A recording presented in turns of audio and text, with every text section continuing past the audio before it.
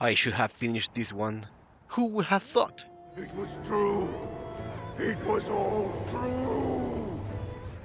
But I'll talk about that later. Welcome! Sorry for that title, but there are many discoveries I want to share. It was said that all of what we saw are the early parts of the game though, keep that in mind. And this video will have some spoilers of prior Xenoblade games, mostly terms, not much story stuff. And can we reach 3000 subscribers before the next game arrives? I want to talk about lots of things. Anima, Vesselai, Ouroboros, fog, spaceships, Xenoblade cut concepts, parallels, geography, and how this connects to the rest of the games. First of all, like every Xenoblade game, a new world with its own rules. Can't wait to learn them. We were introduced to Anshar, a land worn by 6 suns, along a few new terms and basic exposition. The term blade in this game seems to be mere weapons or vessels for the user's Anima Crystone, a gem that amplifies the user's existent power and records its data, thoughts and actions. Basically, they would carry the role of the core crystals from Xenoblade 2 and Ouroboros stones from Xenoblade 3. Like the cores, as they take different shape depending on the will of the wielder. In function, it's akin to the stones, as although both the cores and stones record data, the cores also create or summon a being, which doesn't happen here, while the stones were said to make the user's existent power grow, also not in 2. This also ties back to unused Xenoblade 2 concept, where the cores were to be manually inserted into the weapons. Most Crystones seem to be light blue. We've seen yellow and green ones though, even red. Now, the users, called Vesselai, are people chosen by Anima to wield its power. Could this also apply for the prior games, the so-called aptitude in Xenoblade 2 and 3, or the providence of the world in Xenoblade 1? Two questions emerge from here. What is Anima, and why make Vesselai in this world? Anima chooses. It is said at the beginning that Anima was the source of all things, every element and force that shaped this world. Sounds like primordial force of the universe to me. The base or origin of everything. Monado, beginning of the world. This is the providence of the world. Even gods are merely beings restricted to the limited power determined by providence. That power, although great, is not unlimited. Now, I know we all jumped to conclusions when we saw the protagonist Crystone take the shape of PNEUMA's sword. Yes and no. Color aside, I think it's PNEUMA, but PNEUMA is not Anima itself. Anima would be something higher, based on its description and prior works. I'd rather say PNEUMA, the Trinity processor, having been connected to the conduit, acquired a primordial aspect of it, or from existence itself, the beyond. Anima. PNEUMA embodies Anima, but she is not Anima. Now, why are Vesselai needed? Seems mostly they are weapons of war, in order to have more powerful pieces. But there are a couple of facts and lines that tell me there's a bit more. There's more to it.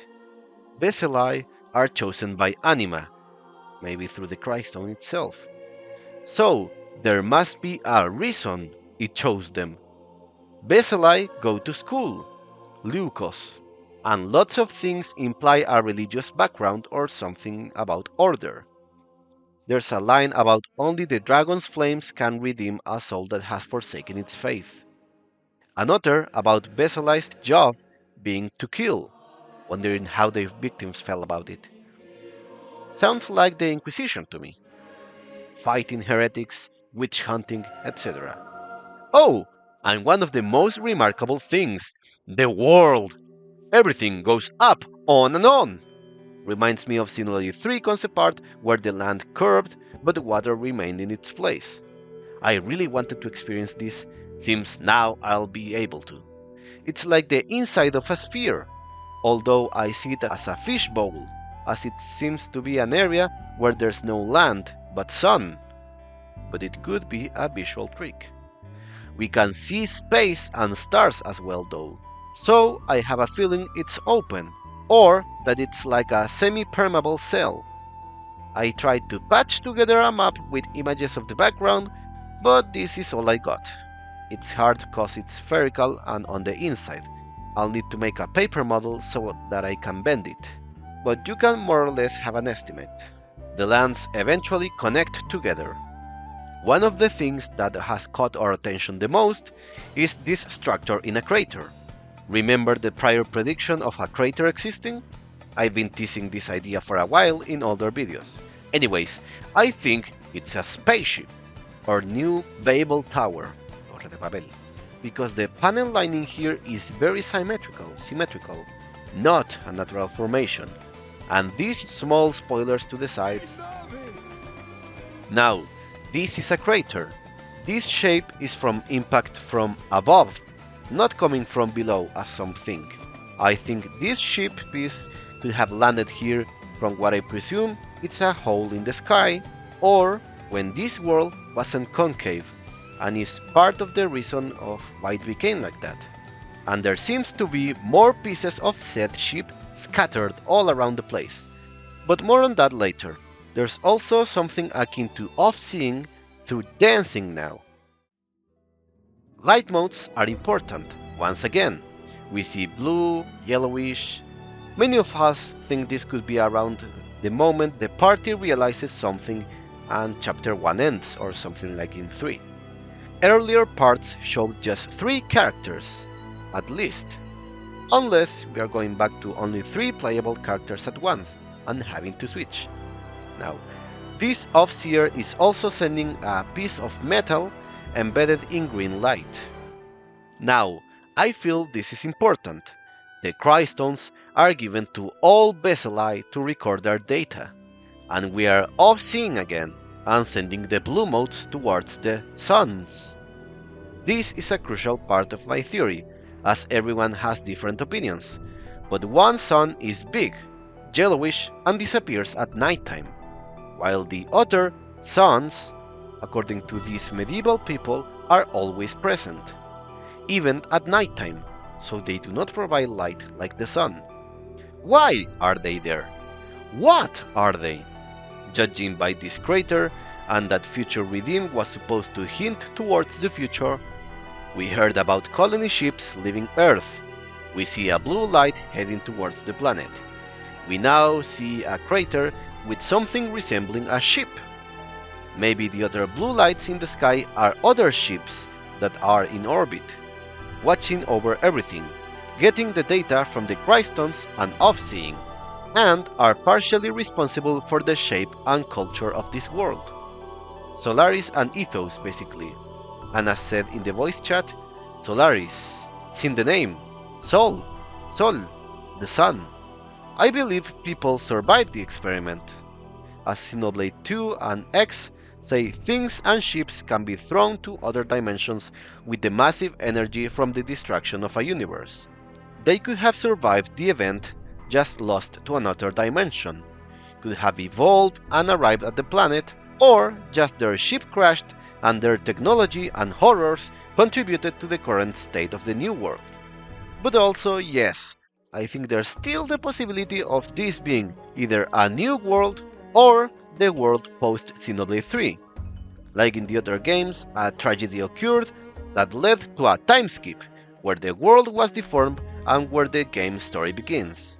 Aside from the terrain comparisons, and regardless of being the same world or a new one, how could the world end up like this? We have 2 means: Origin and Samar's planetary engineering system. The latter because elf ears in many Samar descendants like Elms or Glorians, Samarians colonized different worlds and literally altered the constitution of some. Elms and Clue tech came from them, including planetary engineering system or terraforming devices that literally deformed whole mountains upon falling. And as for origin, it was made based on Ontos, who reshaped an entire spherical, isolated dimension with a flat world into a galaxy-filled universe.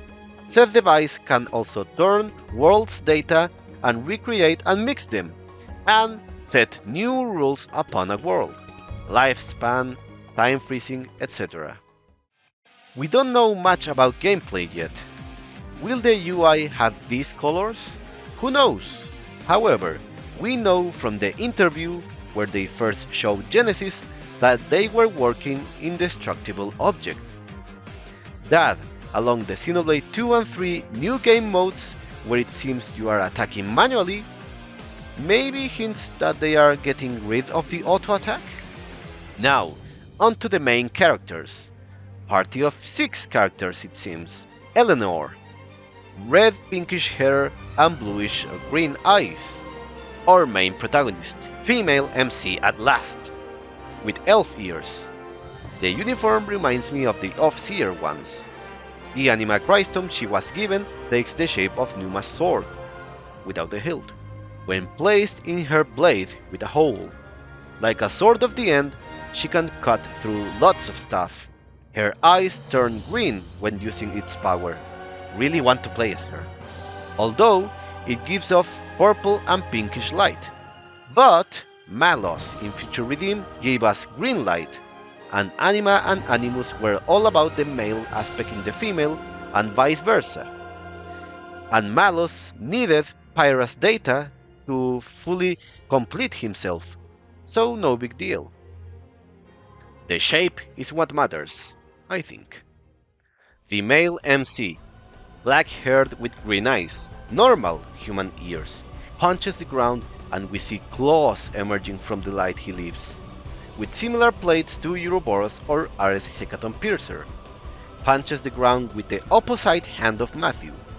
As Matthew had PNEUMA, I bet he has Logos power. He uses the same hand Malos uses for his purple power. He is shown to have a regular sword with a Crystone, but the energy seems to come from him or another device rather than his sword. Now, when the male MC is holding wounded Eleanor and is angry, it seems like an interlink or Ouroboros transformation is about to begin. But also, there's black fog coming in. This seems to be the same place where we fight the Ouroboros monster, due to the floor pattern. Same fog as when Eleanor is accumulating power like a Sword of the End.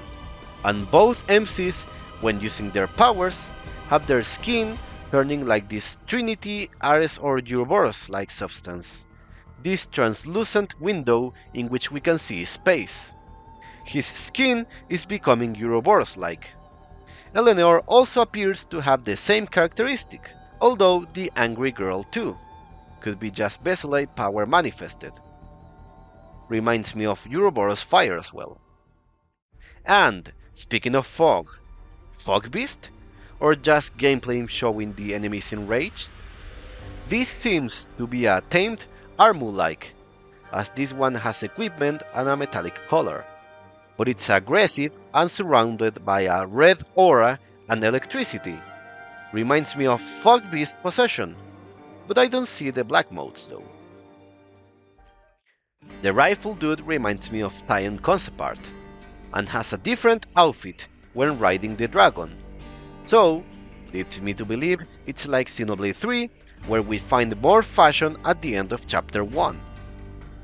All of this is early game after all. The angry white-haired girl has a yellow Crystone, noticed by Dumb Xeno. She summons fireballs, and is always angry. Seems to come from a high noble house, and she seems to dislike our protagonist. Gives me Tyrea vibes, but playable. About the short-haired Offseer like with a bow, I don't have much to say. Has those red ornaments, was in trouble with that beast, and dances in front of a campfire, sending light motes to the suns. There was a similar scene earlier in a beach with also a campfire. Could be the same moment? Did we escape in a boat? Who died to leave all of those modes? Oh, and also, there's the blonde tanned strong guy. Class leader or something? I don't have much to say about him. Overall, 6 characters. 3 female, 3 male, 3 elf ears, 3 human ears. Wait, dragons? We have seen 2. A white one and a black one. And only the dragon's flames can redeem a soul that has forsaken its faith. Flames.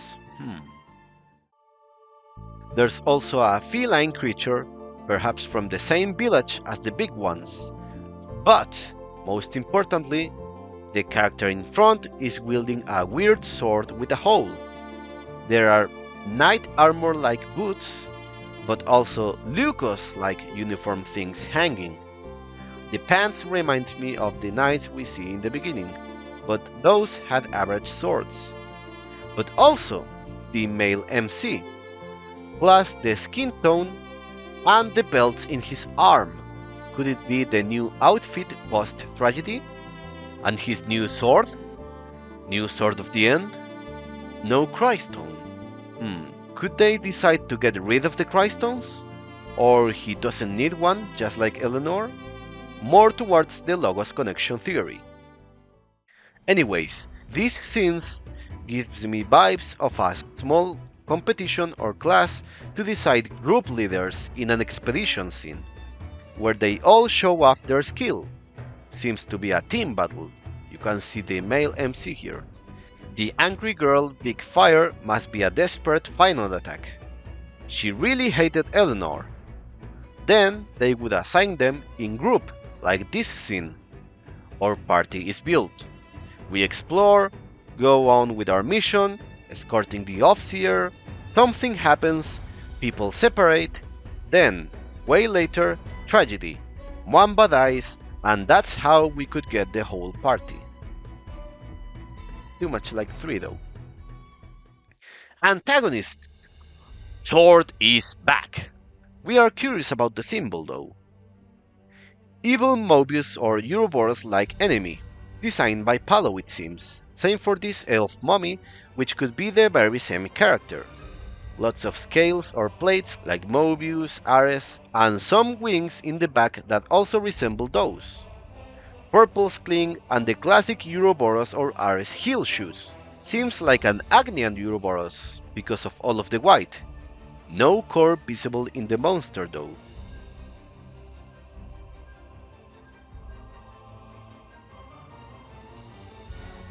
Also, there's this yoga pants lady with a staff, and a very evil looking dude with a pale face, grey eyes, and black hair with a bit of white, like the stick lady, or is this just his deformed face? He's pale. He wears a weird crown or device. The stick lady also seems to be designed by Palo, while Mai Yoneyama designed the protagonists. Are Zord 2 and Ouroboros monster in the same area? The antagonist's reveal moment of this game? Could be the same place when this transformation could happen? Did Eleanor lose to the Ouroboros-like monster? The floor pattern doesn't tell me much, but seems to have some artificial structures and tiles covered by these black tar trees. Also, Eleanor's charge here reminds us of En's Sword of Origin Helix. Big cave with big vertical prisms, weird trees with red accents. There are carvings in the back. Hard to tell, but seems to be a winged giant and a tree? Legacy? Or are we too biased? Let's forget about the past. Could it be the story of this world? There are clouds, and this could be the ship falling, perhaps? Now, why is Sword and the Ouroboros enemy in the same place? Are they stopping us from finding something? Or hunting us? Or were they also searching for a certain something and it was bad timing? The evil looking dude seemed happy, but we don't know if he's also present here. Can't see the background. If Eleanor's sword can cut almost anything, but this one blocked it, is it as powerful?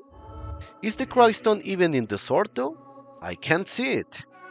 And the blonde dude warned the angry girl that Eleanor was tougher than she looks and could use her power without the stone. There's a projection of a big eyebrowed dude with a long hair and the classic face trend. Has the same ornament of the Offseer, has a flower in his shoulder pad, human ears. As discussed, could the staff and Crystones be used to chat in real time? Will he teach us Blossom Dance? The line could be out of context, but the evil looking dude could be saying, I'm going back to where I belong. Could he be from outside? Or just misleading out of context? No puns are missing! I bet they are refugees with the people of the sky or in the space stations or blue lights. Like the Choo-Choo were in Xenogears in Shevat. They couldn't withstand the war or fake world or something. Lots of green areas, very Xenoblade with arcs and curves. There are many white bases. Could be Leucos or Ethos, outposts or ruins. There's a region with what seems to be another fragment of the spaceship. Similar shapes in other places. We could triangulate this and discover something perhaps? Crystal towers with some settlements. Studying these ruins could be important. Crystals are in the title after all. There's a Cauldros-like region. The weird bone dome and this island were key components. Oh, speaking of Cauldros, it is just too similar. Will we witness the birth of the Orm Sim Kingdom? Compare the landmarks and areas, and we have cat people with big tails, like the statues from here. The central grass area also reminds me of Primordia. Would explain all of the broken arcs and pillars we saw there. And this dome bone structure looks similar to the artificial structures in Sylvalum. And the Crystones, giving power, remind me of Grosium cores. Yes, I think there's a chance this is a mere prequel. As it is said, many kingdoms existed there long ago. Now, regarding the leaks, we got two dubious ones that ended up being partially correct. Cosmos, voice actress leak about a Xenoblade game in 2026. Given the Switch 2 edition announcements, we can all guess it was related to that. New voice lines for Cosmos? Or will she be important in the new Blade quest? Or maybe a hero in Xenoblade 3, who knows? Anyways, more importantly, the so-called AI leak, which I failed to finish the video about. This could be spoilers in case it ends up being true, so maybe you could avoid this part. This appeared on Tieba, however you pronounce it, Chinese social media, and then, as most found it, through Fami boards on February the 4th, claiming a subcontracted studio worker leaked art of the protagonists of the next game. Some said the art resembled Mai Yoneyama's art because of the red and green eyelining, and she previously designed Masha in Xenoblade 3, so there's that. Here we got two character drawings and descriptions. I don't want to go into much detail anymore, but it is said the protagonists were Eliza and Cain, a pink-haired blind elf and black-haired human gladiator. Aside from visual similarities, the descriptions are weird. It says they are slaves and met when she was going to be auctioned. They already met, and they are not slaves. So, that part doesn't work, unless Vesselai are slaves, like the Liu Si in Final Fantasy XIII. It is also weird that she is said to be disabled. Maybe later on? This injury? And it also says they can unleash their true power when together. Sounds like Blade OUROBOROS shenanigans, and could be this moment. It is also said Cain had an agile fighting style, earning him the title of Incarnation of the Black Panther. Could it mean this claw here? More OUROBOROS stuff. The issues with this, as people said, was too close to the prior leak, so it's like riding the attention of the last one. Others said it looks like AI. And the word elf sounds too fantasy-like, even for Xenoblade, as in actually using the term elf. We have plenty of elf-like races in Xenoblade, with long ears, old Hyantia, many blades like Pandoria, Cassandra, Electra, Cora, Crozet, or characters like Indolines, Mobius Z, and Void. Just using the term elf seems out of nowhere, unless it's just as a description. Anyways, I'll stop for now. Do you want me to go deeper into any of these things in another video? Which characters do you like the most? I think this could be my favorite map to traverse. 2027 can't come any sooner. But we still have Xenoblade 2 and 3 Switch 2 editions on the horizon. No Wave 5, but still looking forward to it. Anyways, that would be it for today. Have a good one.